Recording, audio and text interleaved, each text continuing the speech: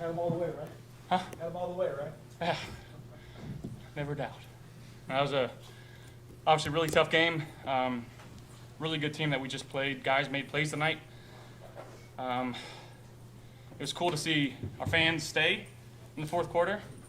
So we all learned. Was that a game of stick to this? Like you guys were, it was not looking good after the fourth quarter. But to stick with it like the way you did. Yeah, and again, it comes down to guys executing and making plays, and sometimes you gotta play bigger for other people. And you saw that tonight on those back-to-back plays with Christian Benford and Big Phil tipping one up. And again, finding ways to get in the end zone. All we had to do is score one more point than them. It didn't matter how we did it. Didn't matter how good or bad it looked. We just got to continue to find ways to win football games. Josh, take us through the third down play to Dawson, and you can't hold on right away going for it. I mean, what was the conversations like there? There wasn't honestly. There was no conversation. I came on to the sideline, thought it was a touchdown. Obviously, they said it over the jumbotron, and it was just calling the personnel for the offense. So we're just going back in. So really trust Coach McDermott for being aggressive tonight on fourth downs. I know early on in the game too, we converted on a few. So yeah, it feels good to have that trust in him. Between the blocking in front of you, what you saw from the defense, the long touchdown run, what did you see there? Yeah, honestly, they brought zero. Had a motion, guy jumping up in the window for my hot, and just kind of tucked it and felt space and just ran.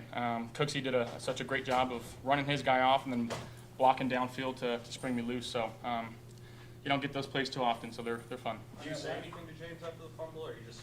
No, he understands, and again, I could have helped him out and not pumped the dart and just give it to him right away, and so I can take some blame in that. On that the last play, the scramble that got the last third down, were you surprised that they didn't have like maybe two guys spying it? It was crazy. Well, it's third and 15. You don't expect the quarterback to run on there.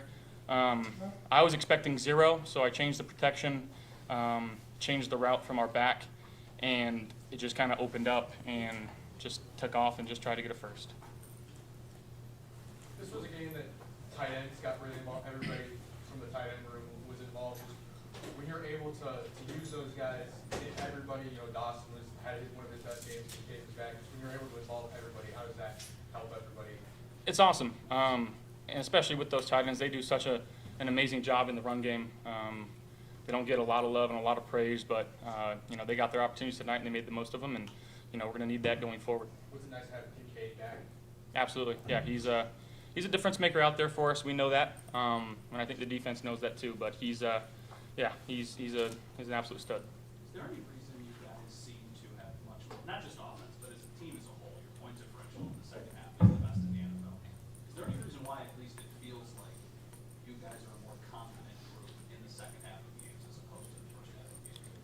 Yeah, I mean, I think early on in this game, we had 3 drives in the first half, a field goal, a touchdown, and we really kind of hurt ourselves on that third drive.